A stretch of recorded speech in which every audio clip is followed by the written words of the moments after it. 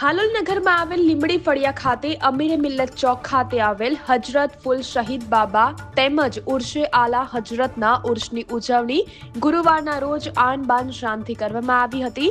જ્યારે આ ઉર્ષની ઉજવણીના ભાગરૂપે ગુરુવારે સાંજે હાલોલ લીમડી ફળિયા ખાતેથી સંદલ શરીફનું ભવ્ય જુલુસ નીકળ્યું હતું અને ત્યારબાદ દરગાહ ખાતે આવી પહોંચ્યું હતું, જે સંદલ શરીફની રસમ અદા કરવામાં આવી હતી। જ્યારે આ ઉર્ષમાં મદ્રસાએ અમીરે મિલ્લતના નાના ભૂલકાઓએ નાતો મનકબત પેશ કરી હતી અને તમામ ભૂલકાઓને દરગાહ કમિટી દ્વારા ઇનામ પણ વિતરણ કરવામાં આવ્યું હતું। ત્યારબાદ મૌલાના યાકુબ રઝવી દ્વારા તકરીર ફરમાવી હતી અને સલાતો સલામ તેમજ દુઆ પેશ કરવામાં આવી હતી। જ્યારે રજા યંગ સર્કલ દ્વારા ભવ્ય નિયાઝનું પણ ભવ્ય આયોજન કરવામાં આવ્યું હતું।